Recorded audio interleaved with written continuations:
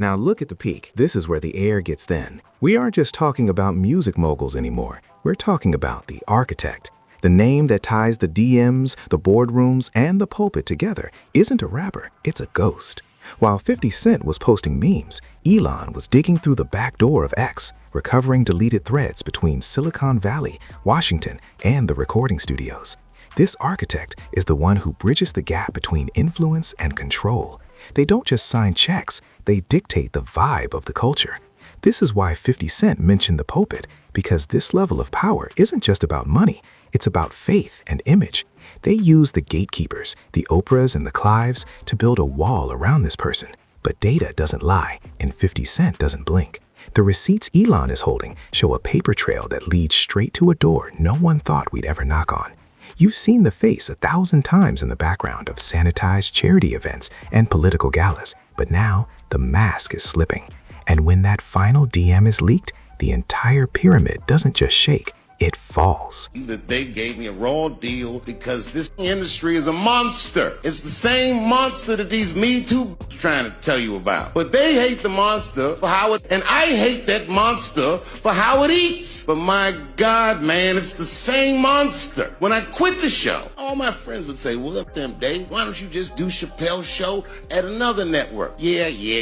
And why doesn't a slave run from one plantation to another plantation because the master over there might be nicer? My God, man, I was trapped. You know what? Tell you the truth. I've even thought about coming back and doing another Chappelle show. Well, but if I do... In the high-stakes world of elite power dynamics, there is always a figure standing just outside the frame, a person often referred to in hushed tones as the architect. While the public remains hyper-focused on the legal battles of high-profile rappers and music moguls, a much larger shadow is allegedly being cast over the entire industry.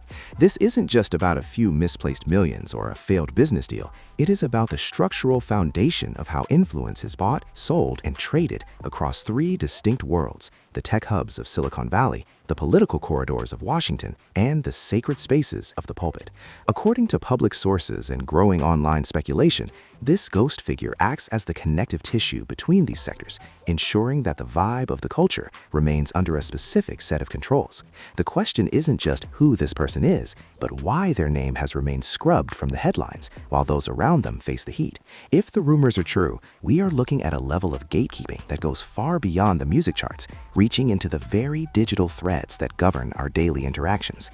This raises the stakes for everyone involved, as the thin air at the top of this pyramid is starting to get very cold for those who once felt untouchable. Like the Diddy thing was like an Epstein-type compromise deal, where he had, whether he was doing it himself, conceivably, people want to think that he's attached to some intelligence agency or something like that. I think he's a gangster who made $1 billion and knew how to control people by compromising them. That's what I think. Whether or not he had help, I don't know. Whether or not he shared some of that information with people so they knew they had compromising stuff on people, I don't know. But clearly he was doing it for his own jollies too. There was something sick about it. Yeah. I mean, the thing is that people in the music and entertainment industry had to know that Diddy was like abusing, kids basically. And yet they still fed him kids. And like, where's the accountability? There had to be rumors. There had to be. They had to know. Yeah. They had to know. Cat Williams is talking about it on... Exactly. Yeah, on that podcast. But like who's feeding him the kids, Right, yeah. And what videos do they have of these people where they're willing to defend him, when they're willing to keep quiet about all this? Like how many people were compromised? Yeah. The whole thing is fucking crazy. Crazy. It's just crazy when because the nutty conspiracy theories is like, oh, there's a bunch of pedophiles in Hollywood, and you're like, come on, that sounds too kooky. And then you see like the Nickelodeon thing and all these. The chessboard shifted the moment the ownership of the world's most influential digital town square changed hands. While the internet was busy laughing at 50 Cent's relentless social media trolling, a much more technical and potentially more damaging investigation was reportedly taking place behind the scenes.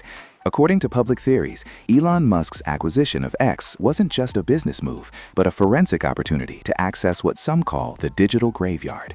This refers to the servers containing years of deleted direct messages, metadata, and private threads that were once thought to be permanently erased. The speculation suggests that these recovered logs serve as a roadmap, allegedly linking top-tier recording artists to power players in Silicon Valley and high-ranking officials in Washington. If these reports are accurate, the back door of the platform has become a goldmine for those looking to expose how private agreements shaped public narratives. It's no longer just about who was seen at a party. It's about the time-stamped digital receipts that prove who was talking to whom when the cameras were off. This level of transparency is exactly what the industry's gatekeepers have feared for decades, as the digital paper trail reportedly leads directly into the boardrooms where the architect operates. How does Jay-Z sit down with Gayle King and she not ask him one question about the intersection between him and Aaliyah and Robert Kelly? This is insane that people keep refusing. I've been screaming, not just Diddy, but Diddy and Jay-Z are monsters. Harvey Weinstein, Jeffrey Epstein, Robert Kelly, Sean Combs have one person in common, professionally and privately. Sean Carter. This has been a fist of tyranny that has been punching through. That changes now, Sean. You have no choice. That Dream Hampton was being financed and ran by Sean Carter. They were able to go and get all of these witnesses because he was there with Robert Kelly. The concept of the architect moves the conversation beyond simple financial success and into the realm of total social engineering. While a mogul might own a label, the architect allegedly owns the narrative itself. When 50 Cent invoked the pulpit, he was reportedly touching on a sensitive nerve in the industry, the idea that high-level power functions like a religion. In this ecosystem, faith and image are currency. The architect doesn't just fund projects, they reportedly decide which artists are sanctified by the mainstream and which are cast out.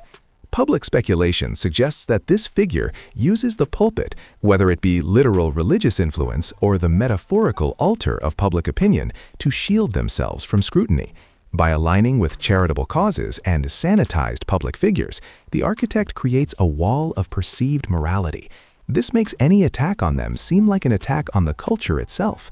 However, as the digital era strips away these layers of protection, fans are starting to question if the vibe we've been consuming for years was organically grown or meticulously Think about this. Sean Carter is responsible for enacting Hype Williams to put Aaliyah on a faulty plane, to move her out the way as punishment for rejecting him, and so he could level up Beyonce, who was struggling. Let's just say allegedly that happened. Now I want you to think about 106th and Park with Mary J. Blige. Free, who is a victim of Sean Carter. Yeah. Mary J. Blige, who is a victim of Sean Combs, are sitting there talking about the death of Aaliyah amongst each other. Think about that. You got a Diddy victim, you got a Jay-Z victim, and you got a superstar gone. They know what happened, and yet they had to sit there and have that conversation like they didn't know who did it. The narrative of the architect isn't complete without discussing the protective layer of industry legends that reportedly surround them. In the world of high-level commentary, names like Oprah Winfrey and Clive Davis are often cited as the ultimate gatekeepers, figures whose influence is so vast they can essentially validate or erase anyone in their orbit. The theory suggests that these titans were used to construct a human wall around the architect, providing a veneer of prestige and untouchable status that discouraged any investigation into the deeper power structures. However, as the script notes, data doesn't lie. While human gatekeepers can be persuaded or silenced, the digital fingerprints left on the X platform, reportedly being unearthed by Elon Musk, provide a cold, hard trail of evidence. This isn't just about hearsay, it's about the metadata of power. Speculation is mounting that these receipts don't just point to the usual suspects, but lead to a door no one thought we'd ever knock on, potentially involving figures in the highest echelons of global policy and tech. 50 Cent's lack of hesitation in calling out these names suggests he may have seen part of this paper trail himself, signaling that the wall built by the gatekeepers is finally starting to crumble. That's suing Tony Busby. Spiro is a partner. and Alex Spiro is Jay-Z's personal lawyer. Oh, so it's probably Jay-Z then that's doing the suing. Of course they'd use Kevin's name, Why but do it they- ain't Kevin. Why is Alex Spiro popping up everywhere? What do you think is going on in Hollywood right now? What are you hearing? Because I'm hearing Mass panic. Mass Everyone- panic. So because no one's talking publicly. No, it But can't. That's why they came up with the story. Well, you know, there's a party inside the Diddy party. And I went to the first party, but I left early. I never made it to Diddy After Dark. There were public relations teams right after Diddy got arrested running around telling everyone to say that. Of course. The question is this. If all you went to was the first party and you didn't know anything about the After Dark, why would you say, I left early? Why wouldn't you just say you left when the party ended? Exactly. Because how would you know there was another party if you weren't informed? Exactly. If you went to the Diddy party and nothing happened and it was the first party, your speech wouldn't be, oh, well, I only went to the first party. Right. I didn't go to the after party. You wouldn't say that because you wouldn't have known about Exactly. it. You would say, I don't know what anybody's talking about. I went to Diddy's party. It was a white party. It was dancing. It was wild. But at the end, we all went home. Right. That's not what y'all are saying. Nope. You're saying, I didn't go to the second party. I only went to the first. The only thing you're proving is that you're hiding being there Yeah. because you wouldn't have known about another. Exactly. The strategy of the architect has reportedly been one of hiding in plain sight. In the world of high society events, there are figures who appear in every photo, yet are never the focus of the caption. They are the background players at sanitized charity events, gals that serve as a neutral ground where the elite from music, tech, and politics can mingle without raising suspicion. According to cultural commentators, these events aren't just for philanthropy. They are allegedly the physical marketplaces where the vibe of the culture is engineered. By attaching themselves to noble causes, these individuals have reportedly maintained a mask of respectability that made them appear beyond reproach. But as the digital curtain is pulled back, public perception is shifting. The mask isn't just slipping, it's reportedly being torn off by a new era of transparency. Fans and investigators are no longer looking at the celebrities in the center of the frame. They are looking at the shadows behind them. Online reactions suggest that the public is becoming increasingly aware of how these sanitized appearances served as a protective shield. If the whispers are true, the very events meant to build a wall of faith and image around these power players are now providing the visual evidence of their long-standing connections to the industry's most controversial secrets. Favorite memory working with Diddy? You know, personally, I've got to tell you, he really is a major star in this film tonight. He's a spokesman all the way through. I met him before I ever knew of him. I met him when he was 21 years old. And when we met, you know, he played me Craig Mack Flavor in Your Ear. He played me 3 cuts from the forthcoming Notorious B.I.G. album. And we talked for hours and hours about music, and I poured into his dream. And I financed Bad Boy Records. And we had an incredible run, an incredible period. We are allegedly standing on the precipice of a digital great leveling. For years, the industry's most powerful figures operated under the assumption that their private communications were written in disappearing ink. But in 2025, the reality is much different. The speculation surrounding final DMs isn't just about a single message, it's about the cumulative weight of years of coordination between labels, tech platforms, and political entities. According to online theorists, if a direct link is established between the architect and the systematic suppression of certain artists or the engineering of specific cultural ops, the legal and social fallout would be unprecedented. The pyramid mentioned here represents a hierarchy that has dictated the music and values of generations. If the base of that pyramid, the data and the private DMs, is compromised, the top-heavy structure cannot sustain itself. We've already seen how 50 Cent's Many Men has become an anthem for those surviving systemic attacks. Now, that energy is shifting toward a collective demand for the truth. Fans are asking, was the culture we loved actually a product or a program?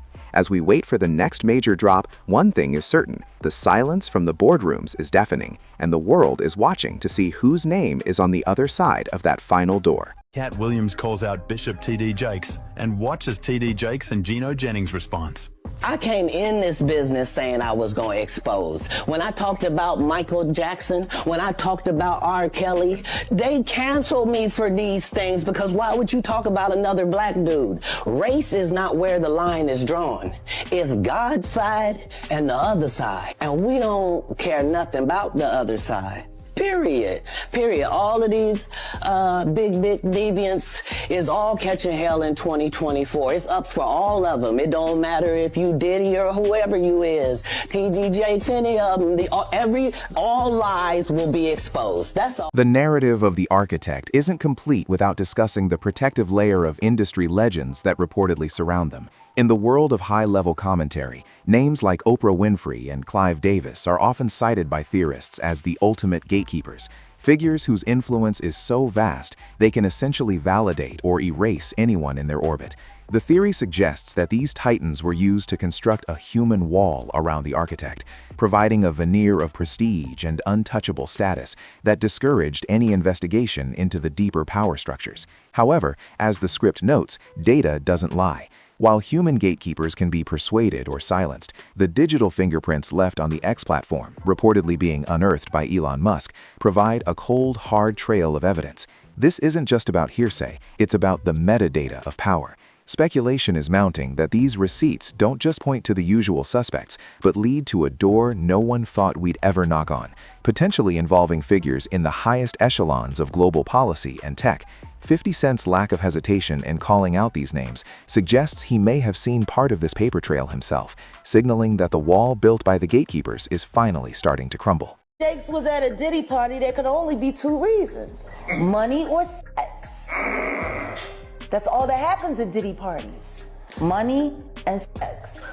Cassie has turned over substantial amounts of evidence to the feds. I'm told that after Cassie had a long conversation with Blank, I have to protect this person. They're going through a lot right now. And her lawyers, she finally was convinced to give up the videotapes and audio recordings that contain. The true genius of the architect has reportedly been the ability to hide in plain sight. In the world of high society events, there are figures who appear in every photo, yet are never the focus of the caption. They are the background players at sanitized charity events, galas that serve as a neutral ground where the elite from music, tech, and politics can mingle without raising suspicion. According to cultural commentators, these events aren't just for philanthropy. They are allegedly the physical marketplaces where the vibe of the culture is engineered. By attaching themselves to noble causes, these individuals have reportedly maintained a mask of respectability that made them appear beyond reproach. But as the digital curtain is pulled back, public perception is shifting. The mask isn't just slipping, it's reportedly being torn off by a new era of transparency. Fans and investigators are no longer looking at the celebrities in the center of the frame. They are looking at the shadows behind them. Online reactions suggest that the public is becoming increasingly aware of how these sanitized appearances served as a protective shield. If the whispers are true, the very events meant to build a wall of faith and image around these power players are now providing the visual evidence of their long-standing connections to the industry's most controversial secrets. The transition from background extra to lead antagonist in the public's eye is happening in real time. And what I think about it is this, when I grew up in the church, the sinners was not supposed to have the same atmosphere with the saints. You have to be able to separate the two. So I'm looking at him as a saint going to a party that ain't nothing but sin, drinking, maybe fornication, man on man, woman on woman, he on she. But maybe he'd have to lay some hands on somebody. Maybe he'd have to save some souls. I know he got a contract with Revolt, so I'm just like, it's just real strange that he would be found at any kind of Diddy party or any kind of place with Diddy unless it's in a business atmosphere. So why do you think he was going to these parties? I think that he's going to the Diddy parties, bruh. If he's going, well, we know he's going to the Diddy parties, and I know that I know what usually happens at the Diddy party, or when we told this happened at the Diddy parties. Maybe he need to see it for himself, man. Maybe he need to go there and really be involved in some things that could help save some individuals while they go into those parties. The concept of the architect moves the conversation beyond simple financial success and into the realm of total social engineering. While a mogul might own a label, the architect allegedly owns the narrative itself. When 50 Cent invoked the pulpit, he was reportedly touching on a sensitive nerve in the industry, the idea that high-level power functions like a religion. In this ecosystem, faith and image are currency. The architect doesn't just fund projects, they reportedly decide which artists are sanctified by the mainstream and which are cast out to the fringes. Public speculation suggests that this figure uses the pulpit, whether it be literal religious influence or the metaphorical altar of public opinion, to shield themselves from scrutiny. By aligning with charitable causes and sanitized public figures, the architect creates a wall of perceived morality. This makes any attack on them seem like an attack on the culture itself. However, as the digital era strips away these layers of protection, fans are starting to question if the vibe we've been consuming for years was organically grown or meticulously manufactured by a ghost in the machine. If the digital backdoor truly exists, it might reveal exactly how many of our cultural moments were scripted by one hand. This shift toward digital transparency marks a fundamental change in how the public consumes celebrity narratives. For decades, the industry relied on a one-way mirror. The audience saw only what was polished and approved, while the inner workings remained shrouded in mystery. But as the investigation into these digital threads allegedly deepens, that mirror is being shattered. The architect is finding that in a world of decentralized information, the old methods of containment no longer hold the same weight. It is one thing to control a news cycle, but it is another entirely to control a blockchain of evidence that lives on servers beyond the reach of traditional public relations firms. According to online reactions, the most jarring aspect of this revelation isn't just the existence of such a figure, but the realization of how many cultural milestones may have been calculated moves on a much larger chessboard. This creates a sense of collective disillusionment. When the line between genuine artistic expression and manufactured influence becomes this thin, the audience begins to look at every chart-topping hit and every viral social justice campaign through a lens of skepticism. Reportedly, the tension within the industry is reaching a boiling point because the people who once felt protected by the gatekeepers are now realizing that those same gatekeepers are vulnerable to the same data leaks. The irony of the situation is palpable. The very technology that was used to amplify these moguls and their chosen architect is now the primary tool being used to dismantle their anonymity. It suggests a massive cultural fallout, where the power no longer resides with the person who signs the checks, but with the person who holds the keys to the archive. As commentators speculate on the nature of these recovered threads, the conversation has moved from who is involved to how deep does the coordination go. If the vibe was indeed dictated from a boardroom, then the entire history of the last decade of entertainment may need to be re-examined. The consequences of this potential exposure extend far beyond the individuals named. It signals a shift in the global power dynamic, where information is the ultimate equalizer. While the elite may have built walls out of faith, image, and high-level connections, those walls were never designed to withstand a forensic digital audit. As we move closer to the potential release of that final definitive piece of evidence, the atmosphere remains thick with anticipation. The pyramid is no longer a solid monument. It is a structure under immense pressure, and the cracks are becoming visible to anyone willing to look past the sanitized headlines. And don't go anywhere. Click the next video you see on your screen for even more juicy celebrity chaos, betrayals, and stories Hollywood doesn't want you to know. See you in the next one.